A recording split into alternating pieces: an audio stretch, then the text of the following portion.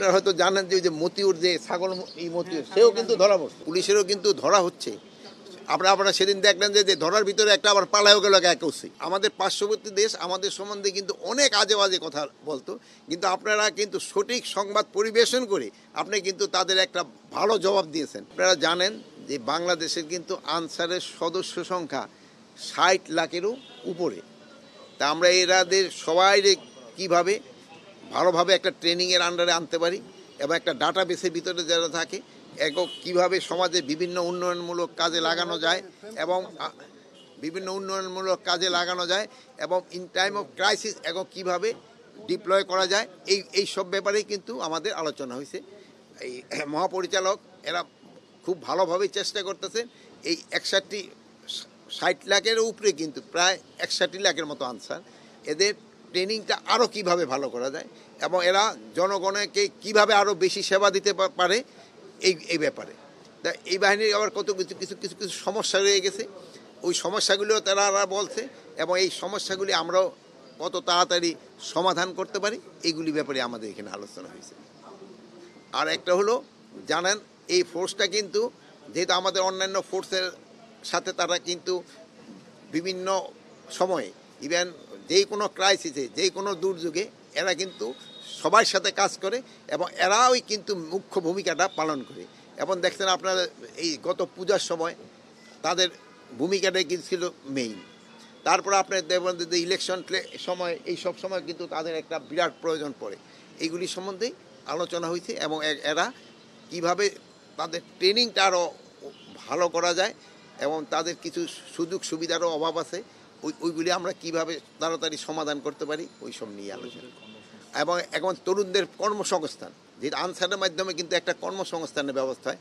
আমরা যে বিটাগের মাধ্যমে কিভাবে 1 লাখ লোকের কর্মসংস্থানে একটা ব্যবস্থা করা যায় এইটার ব্যাপারেও আমরা আলাপ করছি। আমরা হয়তো উচিত ভবিষ্যতে হয়তো এটার আমরা ফলটা পেয়ে যাব। মাননীয় উপদেষ্টা একটা বিষয় একটু করবেন, সেটা হচ্ছে আনসারের একটা দাবি ছিল এবং এটা নিয়ে অনেক ঝামেলা হয়েছিল সচিবালয়ের সামনে, যে তাদের স্থায়ীকরণ এবং হচ্ছে তাদের ছুটি বাতিল, এই বিষয়ে কোনো সিদ্ধান্ত হয়েছে? এক্ষেত্রে এখন কিন্তু আমরা ওইটা মোটামুটি যে মাঝখানে যে তাদের ওই যে কি বলে বিরতি, ওই বিরতিটা কিন্তু আর থাকছে না। তাদের যেটা বড় দাবি ওই বিরতিটা কিন্তু আর থাকতেছে না। এখন তারা কন্টিনিউয়াসলি কাজ করে যাচ্ছে। তারা কিন্তু তাদের এই দাবিটা ছিল বিরতিটা, ওই বিরতিটা তারা কিন্তু করতে হচ্ছে না এখন আর।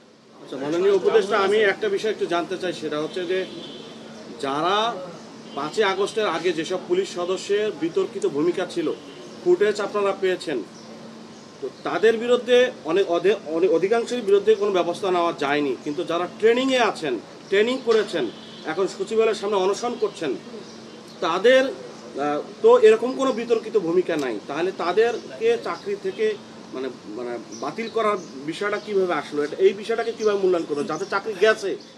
শোনেন, আমি ভাবছি যে আজকে আপনার এখানে কিন্তু আনসার হেডকোয়ার্টারে আমার ভিজিট, এখানে আনসারের উপরে প্রশ্নটা করলো সবচেয়ে ভালো। তা আপনি ওই একটা প্রশ্ন করছেন যেটা যাদের ধরেন ওই ফুটেজ আছে আছে তাদের কিন্তু ধরার চেষ্টা করা হচ্ছে, ডেইলি কিন্তু তাদের 2-1 করে ধরা পড়তেছে। আপনারা হয়তো জানেন যে ওই যে মতিউর যে ছাগল এই মতিউর সেও কিন্তু ধরা পড়ছে, তারও কিন্তু এতদিন ধরা যায় না। মানে যে আসে না কেন সবারই কিন্তু আইনের আওতায় আনা হবে। এখন অনেক সময় বলেন যে সপ্তাহে 1 দিনে ধরা যাবে না, এরা তো বিভিন্ন জায়গায় লুকে আছে, আস্তে আস্তে এগুলো থেকে বের করে ধরা হবে।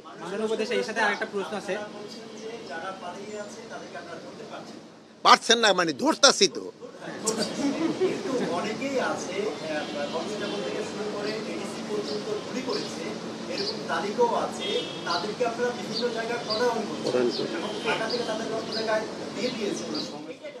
শোনেন, তাগো ক্ষেত্রে ইনকোয়ারি হওয়ার পরে যদি যেটা হচ্ছে তাগো কাউকেই কিন্তু ছাড় দেওয়া হবে না, পুলিশেরও কিন্তু ধরা হচ্ছে। আপনারা সেদিন দেখলেন যে ধরার ভিতরে একটা আবার পালায়ও গেল একসি। ধরা হয়েছে আবার ধরার থেকে কিন্তু পালায়ও গেছে। যে ধরা হচ্ছে না এটা আপনারা বলেন না, ধরা হচ্ছে বাট ইনভেস্টিগেশনের পরে ধরা হচ্ছে। আপনি তো ওই তালিকাটা শোনেন, আপনি আমার একটা অনুরোধ, আপনি তালিকাটা একটু পুলিশ হেডকোয়ার্টারে দিয়েন না। আপনি তো বলতেছেন, শোনেন ভাই, দেশের সেবা করে কিন্তু আপনিও সেবা করতেছেন, আমরা শোনেন না আমার কথা কর। আপনি একটা তালিকা যদি থাকে আমার তো দিতে অসুবিধা নাই ভাই, আপনার কাছে যদি না আমার কথা শেষ করতে দেন। আপনার কাছে যদি তালিকা থাকে আপনি আমাকে দেন। আমি শোনেন, এই সাংবাদিকতা আমিও কিন্তু একসময় মর্নিং নিউজের ছিলাম। ঢাকা ইউনিভার্সিটিতে যে সময় আমি পড়তাম এবং ঢাকা কলেজে যে সময় পড়তাম, সেই সময় আমি কিন্তু মর্নিং নিউজের সাংবাদিকতা করছি। সেই সময় কিন্তু এত কিন্তু বড় ছিল না। সেই সময় আমাদের দিত 20 টাকা, আর প্রতিটা লাইনের জন্য 10 পয়সা করে, আর 1 টাকা করে পেপার বেশি। এই জন্য আপনার যত বেশি সংবাদ হতো ইন্ডিভিজুয়ালের, অত বেশি পয়সা পাওয়া যেত। বাট এখন আপনাদের বিস্তৃতি হয়েছে, আপনারা খুব ভালো ভালো কাজ করছেন। আপনারা, আমি আরেকটা বড় আপনাকে ধন্যবাদ দিই। আপনারা এই যে আমাদের পার্শ্ববর্তী দেশ আমাদের সম্বন্ধে কিন্তু অনেক আজে বাজে কথা বলতো, কিন্তু আপনারা কিন্তু সঠিক সংবাদ পরিবেশন করে আপনি কিন্তু তাদের একটা ভালো জবাব দিয়েছেন। এই জন্য কিন্তু এরা এখন আর এই আজে বাজে কথা কিন্তু এরা লিখে না। তা আমি আপনাদের কাছে, এই জন্য আমি আপনাদের কাছে আমি কৃতজ্ঞ, এবং আমি আপনাকে ধন্যবাদ দিচ্ছি।